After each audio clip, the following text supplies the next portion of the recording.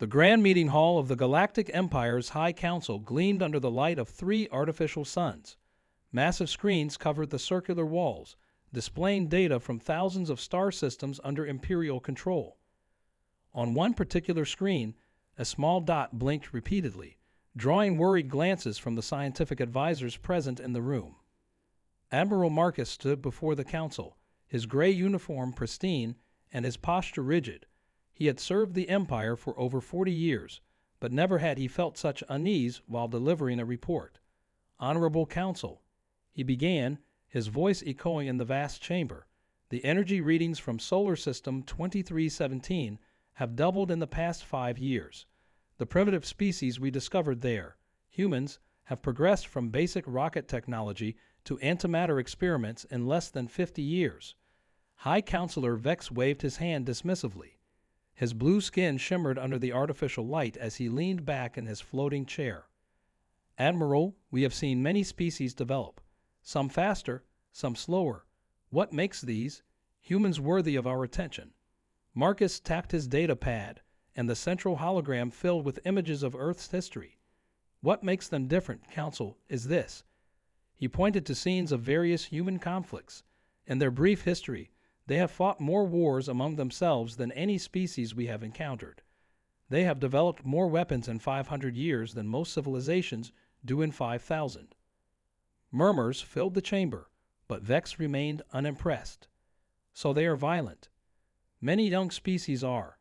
They will learn civilization, or they will destroy themselves. With respect, High Counselor," Marcus continued, "they don't fight like other species.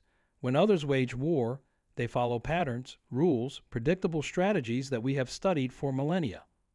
Humans, they adapt. They think differently. Every time they face defeat, they come back stronger." The scientific advisor, Dr. Wren, stepped forward. Her tentacles moved nervously as she spoke. "Admiral Marcus is correct. Our observations show humans can go from discovering a problem to solving it 10 times faster than any known species. They call it necessity is the mother of invention." Vex's eyes narrowed. "You sound afraid of these primitives, Admiral. They haven't even unified their planet yet. Their ships can barely reach their own moon." Marcus played his final card. 3 days ago, we detected this." The hologram showed a massive underground facility. "They're building something in secret. All our major species database shows no match for this design. It's completely original." For the first time, concern flickered across Vex's face. Original designs were rare in the galaxy. Most civilizations followed predictable technological paths. "What do you suggest, Admiral?" asked one of the younger council members. "We should approach with extreme caution. Standard first contact protocols might not work here. These humans, they think in terms of worst-case scenarios. They make plans for events that have never happened. They call it science fiction. And much of what they once imagined, they have now built." The council chamber fell silent. The implications were clear. A species that could imagine future threats and prepare for them was unprecedented. "Nonsense," Vex finally declared. "We are the Galactic Empire. We have ruled the stars for 10,000 years. We will proceed with standard first contact protocols. Prepare a diplomatic vessel." Marcus felt his heart sink. He had served long enough to recognize the signs of a critical mistake in the making. As he left the chamber, he began preparing his own contingency plans. Something told him they would be needed soon. In his private quarters later that day, Marcus studied more Earth transmissions. He watched their entertainment videos showing humans fighting alien invaders. He read their books about interstellar wars. Every story showed the same pattern. Humans wouldn't submit, wouldn't follow the expected rules of engagement, and would fight with everything they had. "They're not ready," he whispered to himself, "and neither are we." As the diplomatic vessel prepared for its journey to Earth, Marcus made one final note in his personal log. "May the stars help us all if we make an enemy of humanity. They don't know how to lose. They only know how to learn and come back stronger." The warning signs were there. The Empire just chose not to see them. The Imperial diplomatic vessel Star Messenger emerged from hyperspace at the edge of Earth's solar system. Captain Reed of the United Earth Defense Force watched the alien ship on his command screen. It was beautiful, like a silver diamond catching starlight, nearly 3 times the size of Earth's largest vessel. All stations report, Reed ordered, his voice steady despite the historic moment. Weapons ready, but powered down as ordered, sir. Shields at maximum. Communications standing by. All fighter squadrons in defensive positions. Earth had prepared for this moment for decades. Every nation had agreed they would be peaceful but ready. The sight of 50 Earth ships holding formation around the diplomatic vessel Unity showed humanity's careful approach. Aboard the Star Messenger, Ambassador Lorne smiled at the primitive human ships. "Look how they cluster together," he said to his crew, like children hiding behind their parent. His second-in-command wasn't smiling. "Sir, their ships are positioned for maximum firing coverage. This isn't fear. It's tactical positioning." "Nonsense. Begin the approach. Show them our superiority. Power up all systems." On the Unity, alarms blared. Multiple energy spikes from the alien vessel called out the sensor officer. "They're powering up everything, weapons included." Reed grabbed his command console. "This is Captain Reed to Star Messenger. Please power down your weapon systems. This is a diplomatic meeting." The response came in perfect English, thanks to Imperial translation technology. "Primitive species should show proper respect. Power down your shields and weapons. We come in peace." "We will maintain our defensive posture," Reed replied. "We also come in peace, but we are not defenseless." Ambassador Lorne felt his anger rise. No species had ever refused a direct order from an Imperial diplomat before. Perhaps a demonstration is needed. He turned to his weapons officer. "Disable their smallest vessel. Show them our power." A beam of light shot from the Star Messenger, hitting one of Earth's fighter ships. But instead of disabling it, the beam cut the ship in half. The pilot's last transmission, "Remember Pearl Harbor," echoed across all channels. For 3 seconds, nothing moved. Then everything happened at once. Earth's ships didn't retreat. They didn't panic. Instead, they executed what they had practiced for years. Battle Plan First Contact 7, codenamed Hornet's Nest. The larger ships split into smaller groups, attacking from multiple angles.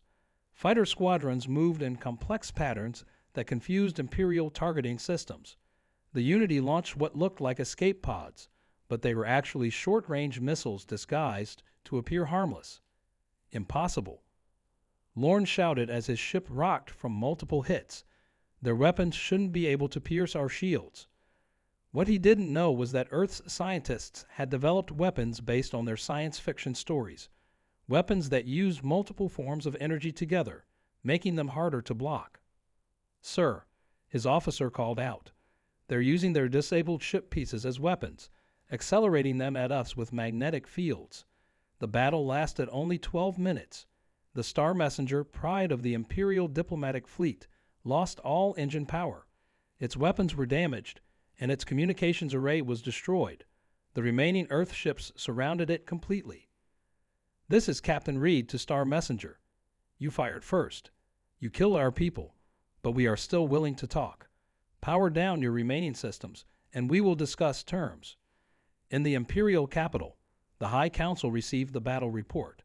For the first time in 1,000 years, they had lost a diplomatic vessel in first contact.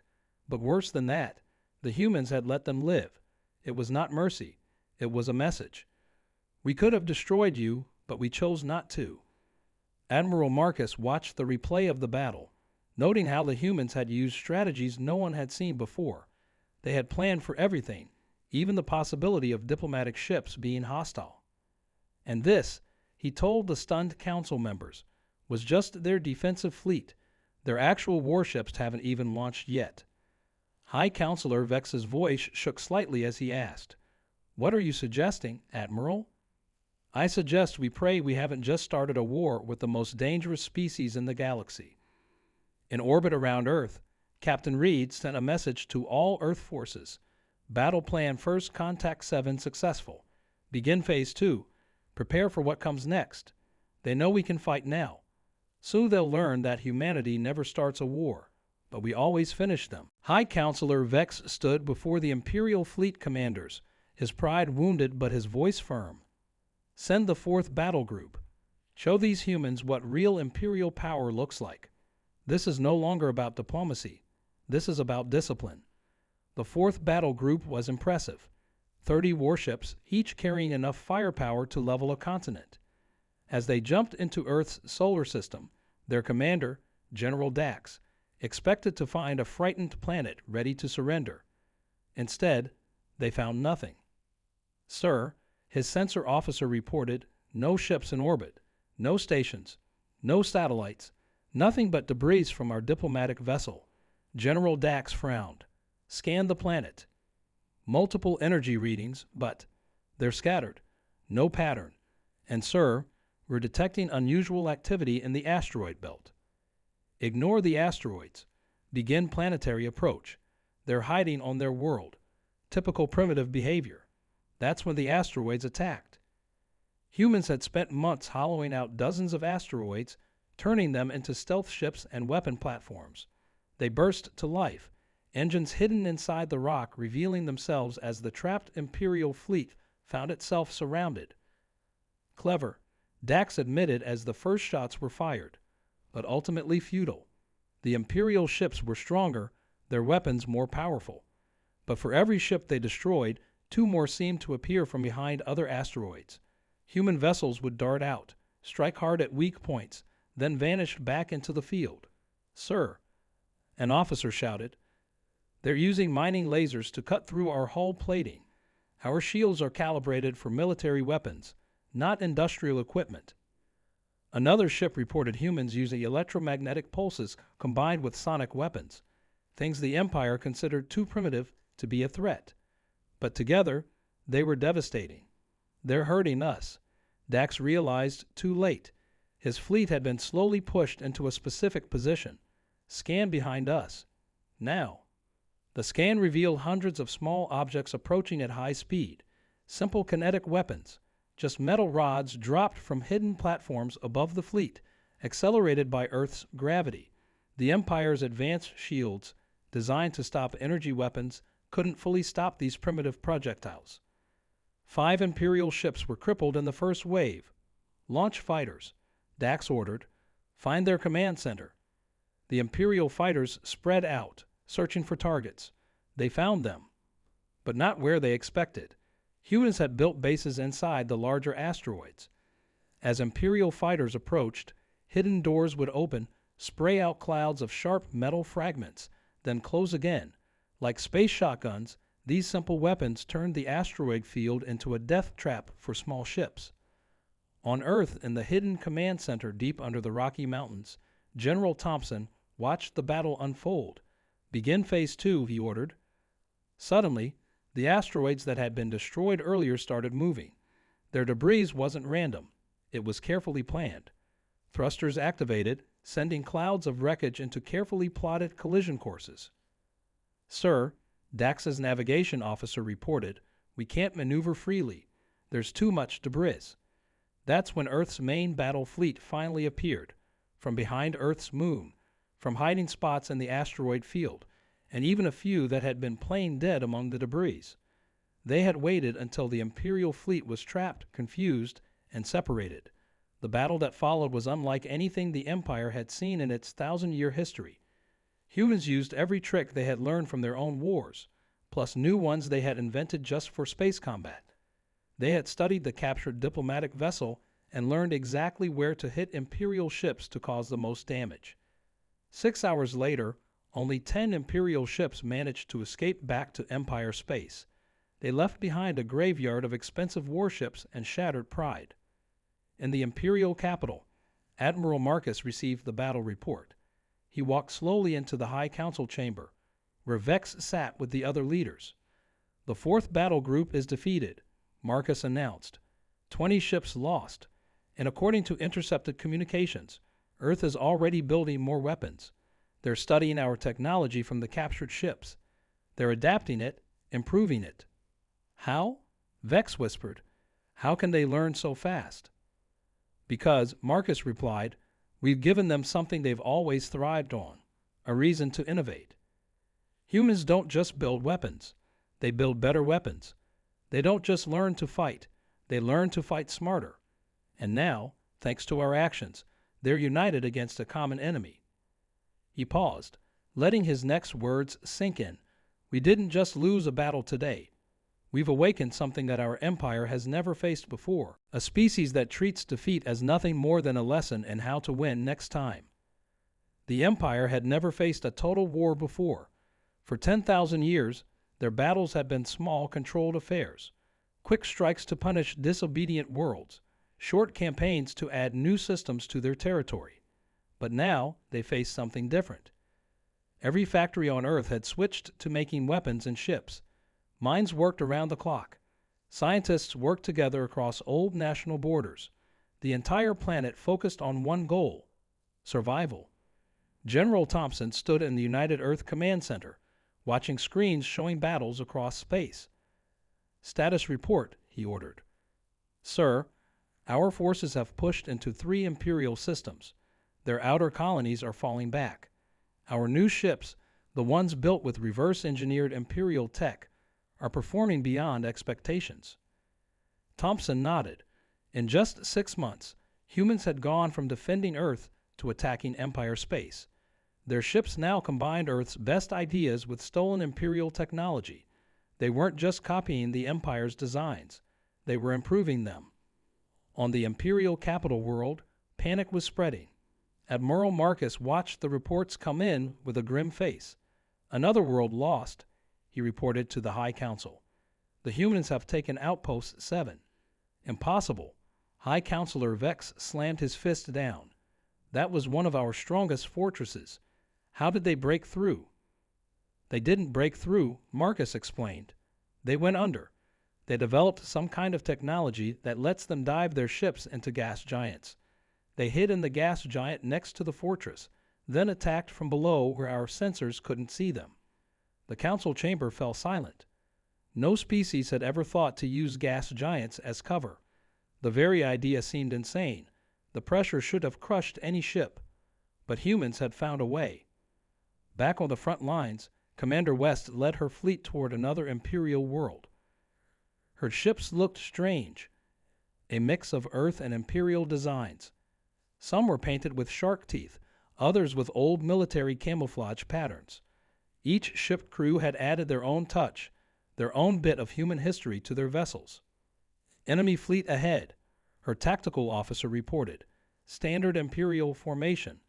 West smiled. "Standard. They still haven't learned. Launch the drones." Thousands of small drones shot out from her ships. The Empire's computers saw them as debris, ignored them, until they suddenly came to life and attacked. While the Imperial ships dealt with the drones, West's fleet split into 3 groups, attacking from multiple angles. "They expect us to fight like they do," she told her crew. "They expect us to follow their rules of space warfare. Let's show them how humans fight." Her ships launched clouds of smart mines that could move and hunt their targets. They fired special missiles that split into smaller missiles. They used electronic warfare to confuse Imperial targeting systems. Everything humanity had learned from centuries of warfare on Earth was now being used in space. The Imperial fleet didn't stand a chance. Within an hour, West's forces had taken control of the system. It was humanity's first capture of a core Imperial world. In a secret bunker on Earth, the United Earth Council met to discuss their next moves. The room was filled with leaders from every major nation, all working together. "The Empire still doesn't understand us," one leader said. "They think if they destroy our fleets, we'll give up. They don't realize that every defeat just makes us more determined." Another leader stood up. "We've decoded more of their transmissions. They're terrified of us. They can't understand why we don't follow their proper ways of fighting. One of their commanders called us space barbarians because we use asteroids as weapons." General Thompson stepped forward. "Let them be confused. Every time they think they know what we'll do next.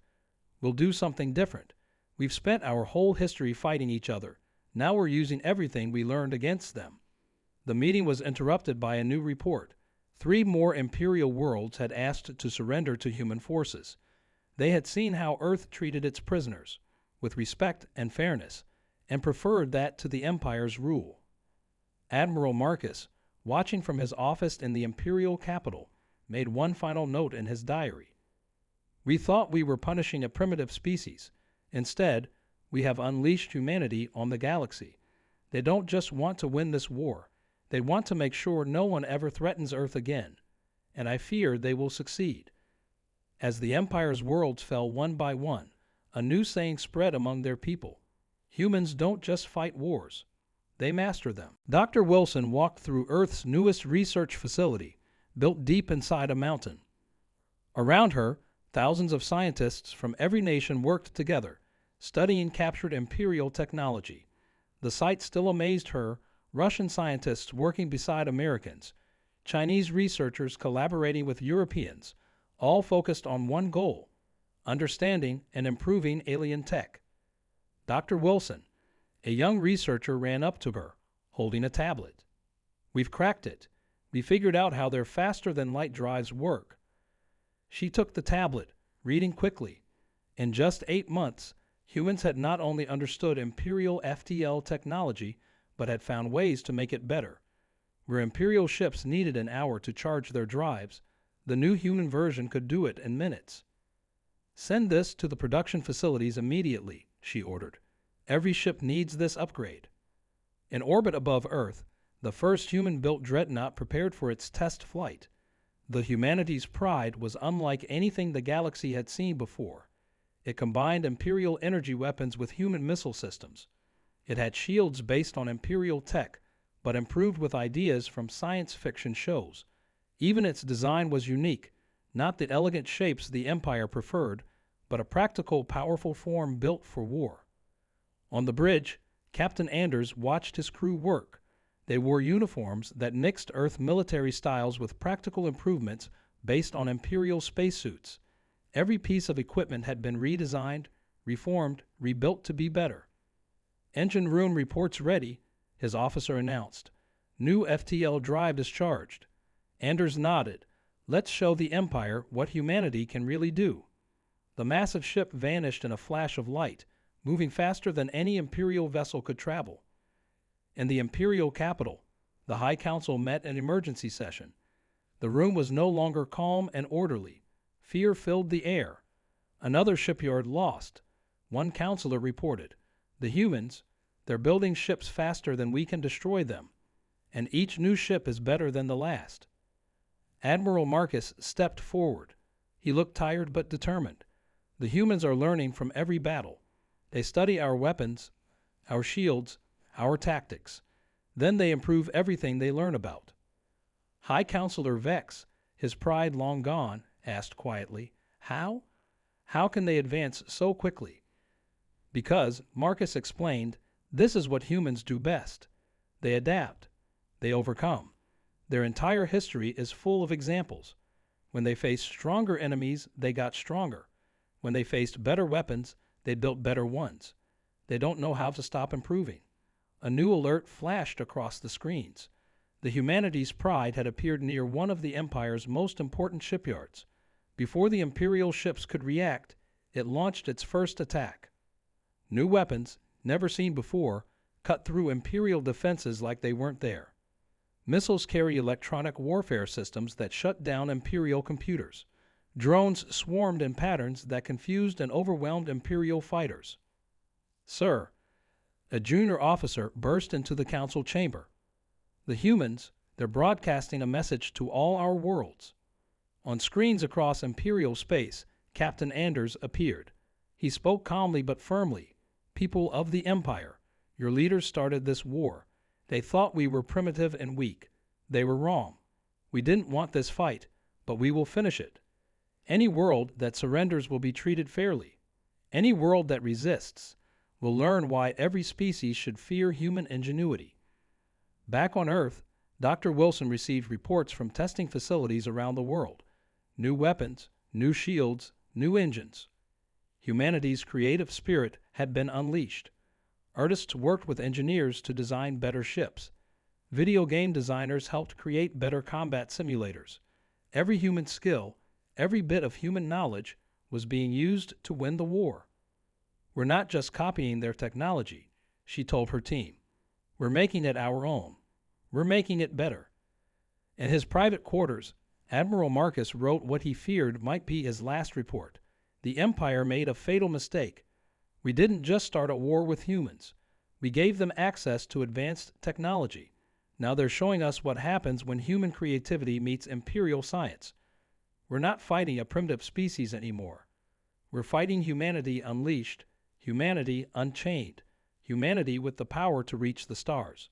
And I fear the galaxy will never be the same. Admiral Marcus stood in the observation room of the Imperial Palace, watching as another fleet of human ships appeared in the distance. The Empire's capital world, once thought untouchable, now faced danger for the first time in thousands of years. "Tell me, Admiral," High Counselor Vex said quietly, "how did we fail to see this coming?" Marcus turned to face the council members who had gathered in the room. Gone was their old pride, replaced by genuine fear and curiosity. Now, finally, they were ready to listen. "Let me show you," Marcus said, activating the room's holographic display. "I've been studying human history since this war began. What I found explains everything." Images filled the air around them, scenes from Earth's past. "Look here," Marcus pointed. "Humans fought with spears and swords. Then one group invented better weapons, and suddenly everyone had them. They fought with simple gunpowder weapons, then quickly developed automatic guns. They went from basic flight to space travel in less than 70 years. He changed the display to show human warfare tactics. "See how they adapt. When faced with stronger enemies, they don't give up. They find new ways to fight. When one strategy fails, they try something new. They learn from every defeat." One of the council members stepped forward. "But surely other species do this too." "No," Marcus replied firmly. "Other species follow patterns. They develop in predictable ways. Humans are different. They imagine things before they build them. They dream up problems that don't exist yet and solve them anyway. They call it thinking outside the box.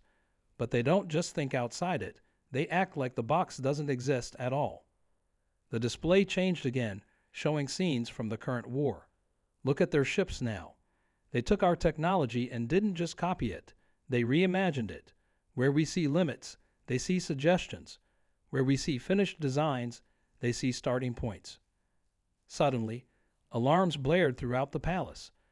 On the screens, they watched as human ships used completely new tactics. Some ships seemed to phase through Imperial defenses using technology that shouldn't exist. Others fired weapons that bent space itself. "How?" Vex whispered. "How are they still surprising us?" "Because," Marcus explained, "this is what humans do best. They adapt, they overcome, they innovate. But most importantly, they work together in ways we never expected."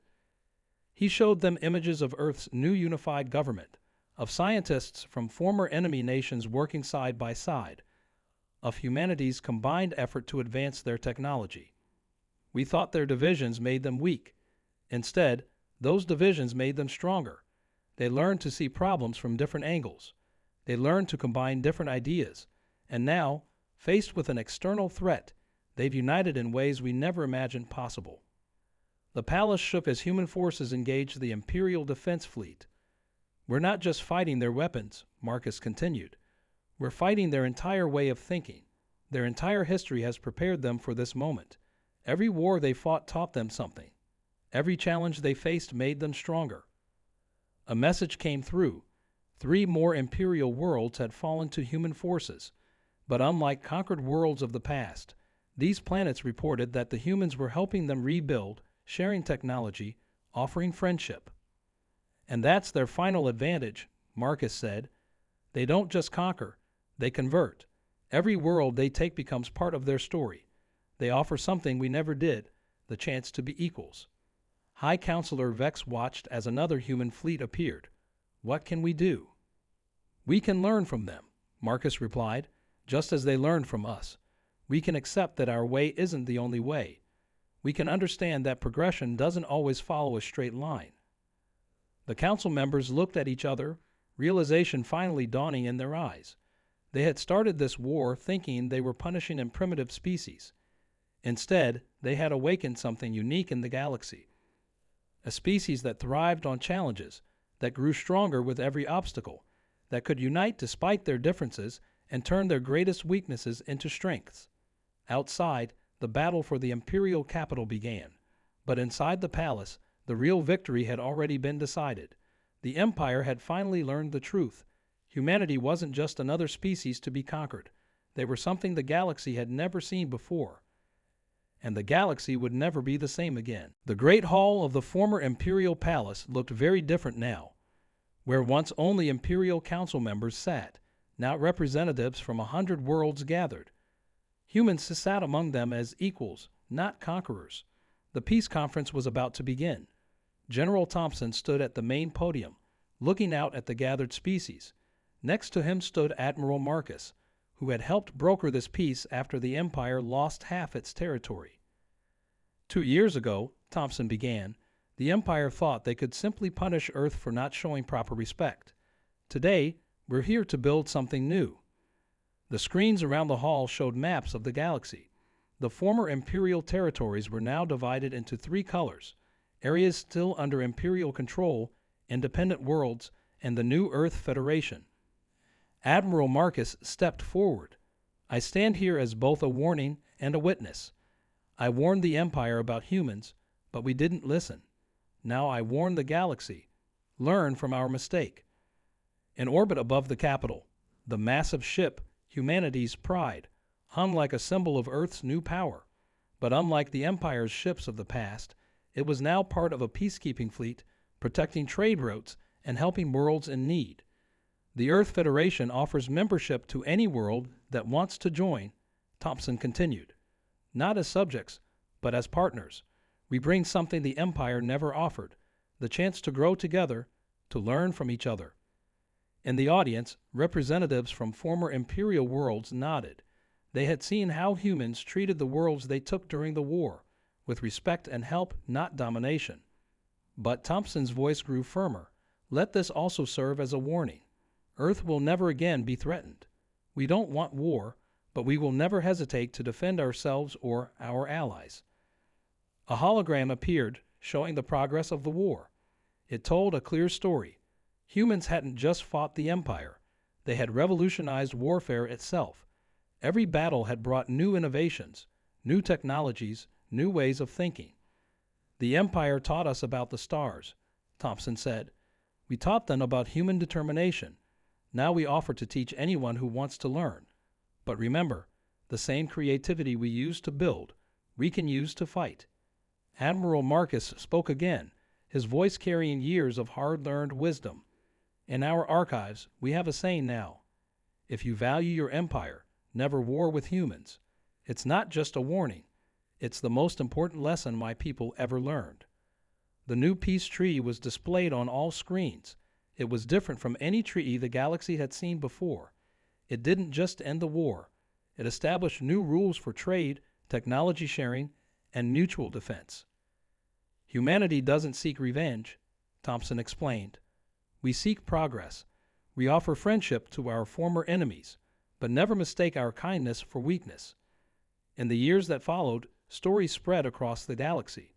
Stories about Earth, about humans, about the species that had gone from primitive rockets to defeating an empire in less than a decade. These stories became warnings passed from one civilization to another. They told of how humans could turn anything into a weapon, even asteroids. How they could adapt any technology and make it better. How they united against external threats and fought with unmatched determination. But they also told other stories.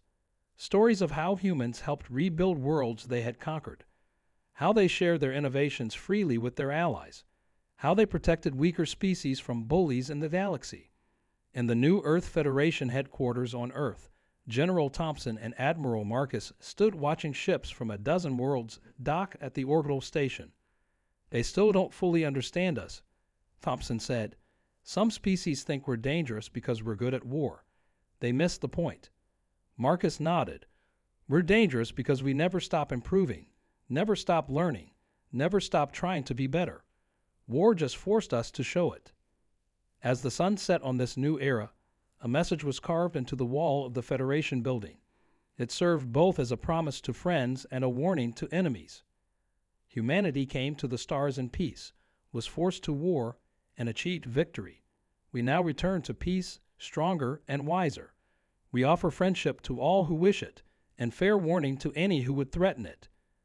Earth's children have grown up. We have taken our place among the stars, and we are here to stay.